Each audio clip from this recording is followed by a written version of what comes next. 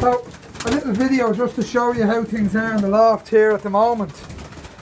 I did a couple of videos there a few weeks back and I showed you that I had picked 12 cocks for the longer distance races and I had to match them up with 12 hens. So I've picked the 12 hens I've done, and I've also put green marker rings on them. You've seen a couple of the hens I was picking the other night. So I've moved all the cocks now into the hens section. So these are the two hens sections, just the people boxes. There's the gap going through. I run these sections together all the time I can.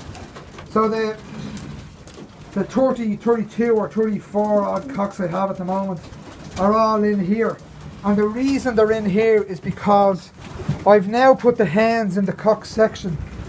So here's the hens here, as you can see. Now the reason I put them into the cock section is it means when it comes to pairing up time that these boards are all used to these sections.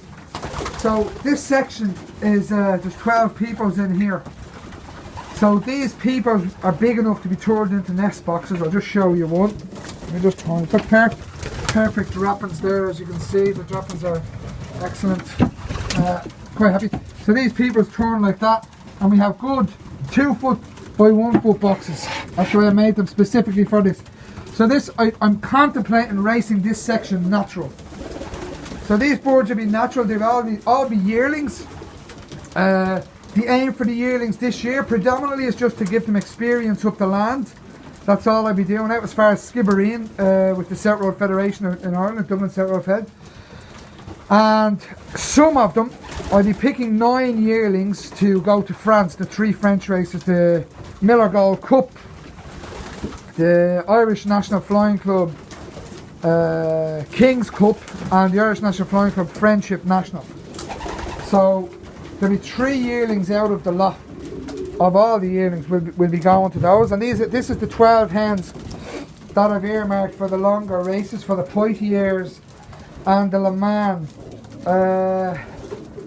Fabulous lot of hens. And again, these boards are in this section because these 12 boxes, as you can see, are designed. I will be able to dictate when these hens lay their eggs. Once they're paired up, I'll know it'll be 8 days. Where with this section here, these boards, there'll be 12 cocks put in. The 12 hens, they'll just be allowed to run together. Once they run together and pair up, they'll be going natural. I'm going to devise some sort of a curtain system across the top here, so that the 12 cocks in here don't get disturbed when the natural boards are out. And that's the idea. So that's what I'm going to do here. And then when it comes to the race, the 9th of June is the race I'm aiming for. And then I think it's the 11th of July or the 4th of July at Le Mans, both with the BICC. I'm planning to have the boards in here. The older cocks will probably go when the hen has just laid an egg for basket, and the younger cocks, or rather the hens especially, will be sent to the 600-mile race on 2-day-old babies. That's the plan for the hens. And the cocks will either be driving, they'll be sitting 8 to 10 days, or the hen will have just dropped an egg. So with this system in here, they're similar to Widowhood boxes, they're just a different shape. Hen inside, cock outside, pair them up, and then you put them together. What it means is that these, I can dictate when the eggs are laid, and it gives me control over this section completely. That hen there particularly, she's a nice hen. She's a granddaughter, double granddaughter of Padfield's Invincible, but she also has the Cass line in her. She's a great granddaughter of the Cass. Her mother is a granddaughter of the Cass, when a daughter of the Cass was paired with Padfield's Invincible. A cracking hen, absolutely cracking hen. She would probably go to Poitiers, and that's another one there, Sparrow 2. She's another that we got to Poitiers. This hen wasn't bred in the last year. She was bred by a friend of mine, Chris Booth in York, and she should have been in the Miller Gold Cup last year, and I'm quite happy that she wasn't with the disaster of a race that it turned out to be. So that's just a little update on what we're doing here at the moment. The hens are all settling in nicely. The white hen is there just for the kid. She's been there a few years. She's just, I use her to keep the cocks happy. But other than that now, we're all good here. Everything is all good. I'm ready to leave these be. I'll be taking some of these hens out, like the white hen should be just put in with the young birds. There's a couple of very, very late bred hens in here, so they'll just be going in with the young birds as well, to be left alone for 2-year-olds. And then we'll be working on it, working through there, like, you know, from that. And it's a patience game. I know there's some fellas in Ireland, yes, race the birds, race them. I'm not into racing these birds out.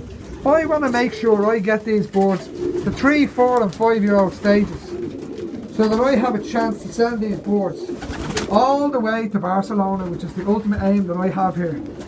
So that's what I'm going to do. I'm going to take my time, and I'm not going to rush. If a bird is going to fly from Barcelona, my job is to make sure it's fit and healthy enough to do it. If it can do it, it will. If it can't, it won't. That's it. That's simple. But they're all bred for the job here.